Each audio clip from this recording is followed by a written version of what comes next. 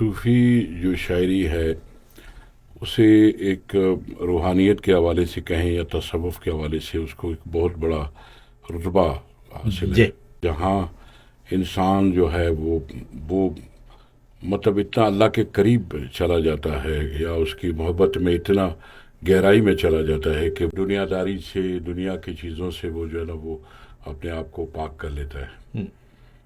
بلوچستان میں صوفیانہ شاعری، صوفیاء کے سلسلہ یہ بڑے بزرگوں کا جو ہے نا یہاں پر ہے، جیسے گنداوا میں چیزل شاہ ہے، رکھل شاہ ہے، باقی بھی دو پاسی، سے پاسی، یہاں پہ یک پاسی جو ہمارے جو بزرگوں بزرگ کا گزرے ایک ہیں جی۔ سلسلہ ہے۔ تو یہ جو ہے نا اور اس کے ساتھ ساتھ جو شاعری ہے مختلف زبانوں کے اندر، وہ اردو کے اندر ہو، سندھی ایون یہاں پر موجود ہے، چیزل شاہ کی شاعری تصوف کے حوالے سے موجود ہے، اور باقی جو شعراء ہیں، علی محمد شاہ صاحب ہیں، ان کا خود اسی چشتی اس سے جو نسبت ہے اس سے تعلق ہے۔ تو ایک بڑے رچاؤ کے ساتھ ایک مطلب یہ کہ اگر آپ روحانیت کو مطلب اعلیٰ درجے پر آپ جب محسوس کرنے لگتے ہیں تو وہ آپ کا جو ہے نا وہ تصوف یا اس میں صوفیانہ خیالات جو ہے نا وہ آ جاتے ہیں۔ اس سے یہ ہرگز نہیں ہے کہ انسان دنیا کو ترک دنیا کر لے، مگر یہ کہ اللہ کو عشق کا وہ معراج، عشق کا وہ درجہ کہ جہاں ایک وقت آتا ہے کہ اللہ اور انسان مطلب ایک ہو جاتے ہیں، وہ فنا فی اللہ ہو جاتا ہے، تو وہ پھر جو ہے نا عشق کا وہ درجہ ہے کہ جس کو ہم صوفیانہ جو ہے نا عقیدت کا کلام جو ہے نا وہ کہتے ہیں۔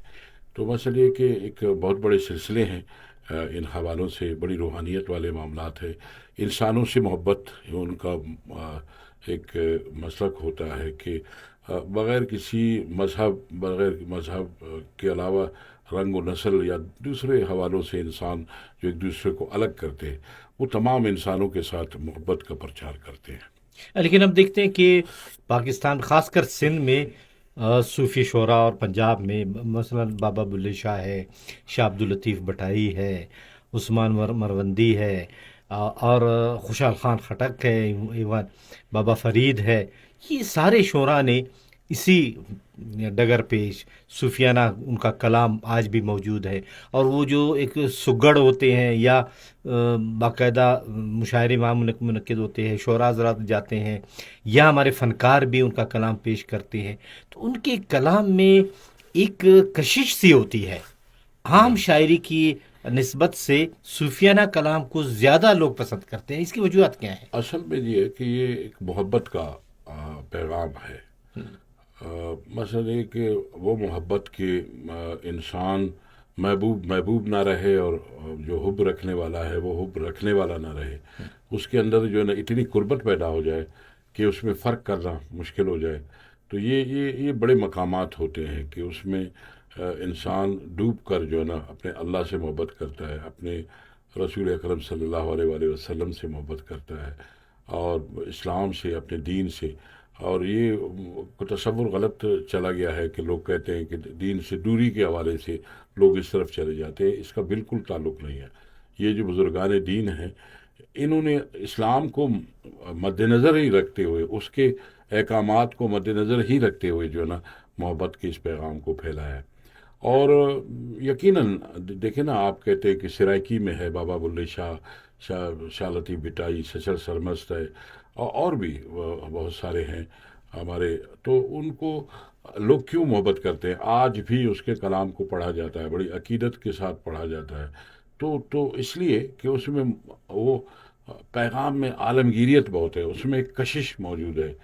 تو ان حوالوں سے لوگ ایسا سمجھتے ہیں کہ وہ اللہ سے مخاطب ہیں، اور اللہ ان سے اتنا قریب ہے کہ وہ شہرک سے بھی نزدیک ہے۔ تو اس کیفیت کو جب ہم دوسرے حوالوں سے سوچتے ہیں تو وہ تصوف اور ہمارے صوفیانہ جو خیالات ہیں اس کی طرف جو ہے نا وہ انسان کو لے جاتا ہے۔ اچھا، یہ جتنے شعراء ہیں، چاہے بلوچستان کے ہیں یا سندھ کے ہیں یا خیبر پختونخوا کے یا پنجاب کے، اکثر ان شعراء نے اپنی مادری زبانوں کے علاوہ فارسی میں اور دیگر زبانوں میں بھی جو قریبی زبانیں تھیں ان میں شاعری کی ہے، اسی لیے اکثر کو شاعر ہفت زبان کہا جاتا ہے، جیسے رکیل شاہ نے بھی اسی جیسے طرح. اب میں آپ کو بتاؤں نا کہ خصوصاً جو ہے نا جو سچل سرمست ہے اس کو جو ہے نا اس کی فارسی شاعری موجود ہے. اور بھی مطلب ہمارے ہاں امیر خسرو کو آپ لے لیں جی کہ جو اردو کے صف اول کے شعراء میں شامل ہے. اس کے کلام کے تو کلام کو پڑھیں تو وہ ایک اعلیٰ درجے کا جو ہے نا ایک کلام ہے.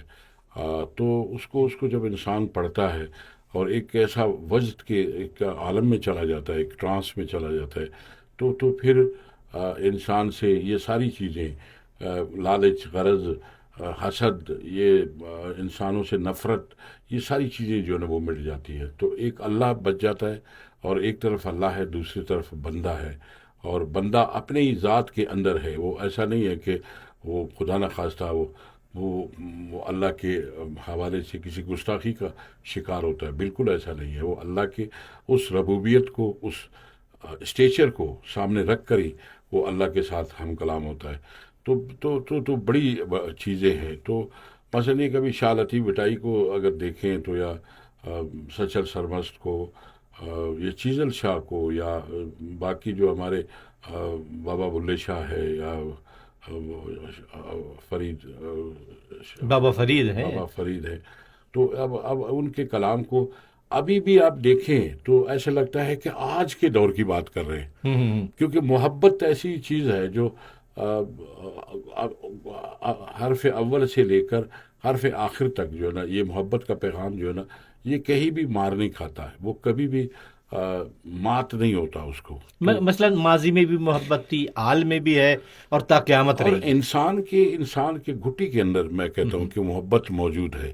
یہ جو انسانی چیزیں ہمارے اوپر حاوی ہو جاتی ہیں، شیطانیت ہمارے اوپر حاوی ہو جاتی ہے، تو ہم اس سے ہٹ کر جو ہے نا ایکٹ کرنا شروع کرتے ہیں. ورنہ مثلا جیسے ماں کے اندر جو محبت کا ایک جذبہ اللہ تعالیٰ نے دیا ہے، باپ کے اندر اپنے اولاد کے لیے جیسے دیا، جانوروں کے اندر جو ہے نا اپنے جو اس کے جو سبلنگز ہیں، اس کے جو چھوٹے ہوتے ہیں، ان کے لیے جو محبت اللہ تعالیٰ نے رکھی ہے، یہ ایک قدرتی عمل ہے. مطلب یہ کہ محبت کرنا، اور اسی ہم جیسے اللہ تعالیٰ سے محبت کرتے ہیں تو اللہ تعالیٰ اس سے 1000 گنا زیادہ ہمارے ساتھ وہ بالکل قربت محسوس کرتا ہے. وہ کہتے تو تم ایک قدم ہماری طرف بڑھاؤ تو ہم آپ کی طرف 4 قدم 10 قدم بڑھاتے ہیں. تو راہ ہمارا اس وقت خراب ہوتا ہے کہ ہم دنیاوی چیزوں میں اتنا مگن ہو جاتے ہیں کہ اللہ تعالیٰ کو بھول جاتے ہیں. تو عبادت کو اگر دیکھا جائے تو عبادت بھی اسی طرف لے جانے والی ایک منزل ہے انسان کو کہ اللہ کو پہچانو. وہ جیسے سورہ انشرہ کے اندر ہے، فَإِذَا فَرَغْتَ فَانْصَبْ وَإِلَىٰ رَبِّكَ فَارْغَب. وہ کہتے کہ اگر تم ابھی فارغ ہو گئے ہو، پہلی آیتیں میں نہیں پڑھتا ہوں تو آخری آیتیں اس کی، تو وہ یہی کہتا ہے کہ اگر تم ابھی فارغ ہو تو اپنے آپ کو سمجھتے ہو کہ تم فارغ ہو تو تم اللہ کے لیے کھڑے ہو جاؤ، اور فَإِلَىٰ رَبِّكَ فَارْغَب، اس کی طرف راغب ہو جاؤ. نماز ہم پڑھتے ہیں، سب کچھ کرتے ہیں، مگر ہم راغب نہیں ہو پاتے. ہمارا دل وہ سکون اس لیے محسوس نہیں کرتا کہ ہم رغبت ہماری نہیں ہوتی ہے. ہم اپنی دنیا داری کی چیزیں ذہن پہ رکھ کے ہم نماز پڑھ رہے ہوتے ہیں، تو وہ بس ایک 10 خیالات آتے ہیں نماز میں. نہیں، مطلب اس کو اللہ کی طرف یکسوئی سے ہونی چاہیے، یکسوئی سے ہونی چاہیے. تو اس کا پھر اپنا ایک ثواب ہے، اپنا ایک مزہ ہے، اپنا ایک لطف ہے. تو اسی طرح صوفیزم اور تصوف کا بھی یہی ہے کہ انسانوں سے محبت. اصل میں جو آدمی جو ہے نا، میں کہتا ہوں کہ ایک ٹرائی اینگل ہے یہ دنیا، ایک کائنات ہے، اس کے اندر کئی کہکشائیں ہیں، یہ ہماری زمین ہے، اور بھی بہت سارے جو ہے نا پلانٹس ہیں اس کے اندر. ایک یہ کائنات، اور دوسرا ہمارا رب، اور تیسرا انسان. اگر ہم اس ٹرائی اینگل کو برابر کریں گے، اگر کائنات پہ سوچیں گے تو یہ ہم زمین والوں کے بارے میں نہیں سوچیں گے، نہیں، وہ بھی سوچنا ہے تو یہ بھی سوچنا ہے، رب کے بارے میں سوچنا ہے تو انسان کے بارے میں بھی سوچنا ہے.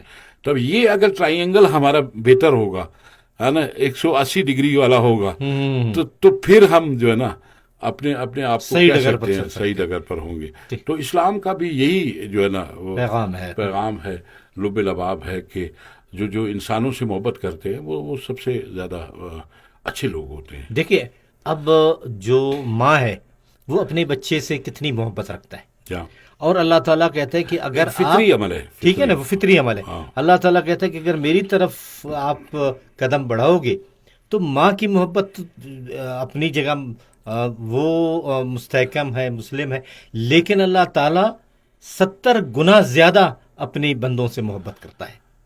ابھی مجھے ایک واقعہ یاد آ رہا ہے کہ پچھلے دنوں میں ستمبر میں گیا تھا عمرہ کرنے، تو وہاں ایک صاحب سے ملاقات ہوئی. بڑے بزرگ آدمی تھے، خالد شیخ صاحب، سندھ کے کسی پنجاب کے کسی انٹیریئر سے تعلق تھا اس کا، مگر وہ ابھی بڑے عالم ہیں. وہ اس کے ابھی 2 جو شاگرد ہیں وہ ابھی کعبۃ اللہ شریف کے جو نا موجودہ اس میں شامل امام شامل ہیں. تو اتنا بزرگ آدمی، تو ہم لوگ گئے اس سے ملنے کے لیے. تو وہ انہوں نے، میں اس کے قریب بیٹھا تھا، تو باتیں کرتے کرتے میری گردن میں ایسے ہاتھ ڈالا. اس نے کہا قیامت کے دن جو ہے نا، ہم اللہ سے مانگنا ہمیں نہیں آتا، قیامت کے دن اللہ تعالیٰ اسی طرح بندے کے گردن میں ہاتھ ڈال کے بولے گا کہ مانگ، ابھی کیا مانگتا ہے. بالکل اتنا قریب ہے کہ وہ اس کو اتنا قربت سے بولے گا کہ بھائی مانگ، ابھی کیا مانگتے ہو تم؟ دوزخ سے نجات مانگتے ہو، جنت مانگتے ہو، جو مانگتے ہو میں دینے کے لیے تیار. تو اللہ اتنا مہربان ہے، یعنی مانگنے والا بنو، مانگنے والا. ہم اور ہمیں اللہ تعالیٰ سے جب کوئی چیز مانگنی ہے تو ہمیں یہ کرنا چاہیے کہ جیسے بچہ ضد کرتا ہے، اس کو پتہ ہے اس کے ماں باپ کے پاس یہ جو میں چیز بول رہا ہوں اس کے پیسے ہیں نہیں، مگر وہ کہتا ہے مجھے چاہیے، اور ماں باپ کرتے ہیں، وہ بندوبست کرتے ہیں کہیں سے بھی، ہاں ادھار لے کے جیسے بھی کر کے. تو ابھی نعوذ باللہ اللہ تعالیٰ کو وہ تو ان چیزوں کی ضرورت نہیں ہے، وہ کن فیکون ہے، وہ جو کہتا ہے وہ ہو جاتا ہے. اس کے لیے تو کسی محتاجی کی نعوذ باللہ ضرورت نہیں ہے. تو اس کو تو جو چاہو، جیسے نا بزرگوں کا مانگنے کا بھی طریقہ ہے کہ شاہ لطیف نے ایک شعر ہے اس کا، وہ کہا ہے کہ جینو تم جو نہ ہو ماں باج بھی اوڈو ہی منگا. واہ، جتنا تمہارا نام ہے نا، تمہاری شہرت ہے، تمہارا اسٹیچر ہے اللہ تعالیٰ سے مخاطب ہے، میں تم سے رحمتیں بھی اتنا ہی مانگتا ہوں. واہ واہ واہ واہ. مطلب تم اپنی شان کو دیکھ کے مجھے دے دو نا جو چیزیں میں مانگ رہا ہوں. صحیح. تو مطلب یہ کہ اللہ کی شان اس کو پہچانے. انسان جو ہے نا اس دنیا کے اندر ایک عقل اور شعور رکھنے والا انسان ہے، وہ اس چیز کو پہچانے کہ ایک اللہ موجود ہے، ہمارے سب چیزوں کو دیکھ رہا ہوتا ہے، ہمارے دلوں کی رازوں کو جانتا ہے، وہ ہم جو سوچ رہے ہوتے ہیں، جو ابھی تک عمل نہیں کر چکے ہوتے ہیں، وہ ان کو بھی جانتا ہے. تو اس کو پتہ ہے کہ ہمارے آئندہ میں کیا ہونے والا ہے. تو اس سے ہمیشہ ایک ایسی چیز مانگنی چاہیے کہ جو ہمارے لیے بہتر ہو. یا اللہ ہمیں وہ چیز دے جو ہمارے حق میں بہتر ہو، اولاد بھی وہ دے جو ہمارے حق میں ہو، دولت بھی وہ ہو جو ہمیں گمراہ نہ کرے، ہمیں راستے سے بھٹکائے نہیں. تو یہ پھر عمل ایسا ہے کہ جو انسان کو تصوف کی طرف لے جاتا ہے، صوفیانہ خیالات کی طرف لے جاتا ہے. دنیا داری ہے بالکل، یہ نہیں ہے کہ اب یہ نہیں ہے کہ تم دنیا کے لیے ہو جاؤ، اب باقی چیزوں کو بھول جاؤ. یہ بھی دنیا داری درست نہیں ہے. اللہ والے بنو تو اللہ والے کے ساتھ اللہ والے بندوں کا بھی خیال رکھو. تو پھر جو چیزیں بیلنس ہوں گی تب جا کے جو ہے نا تصوف کا مقصد، اللہ تعالیٰ کے پیغام کا مقصد پھر سمجھ میں آئے گی.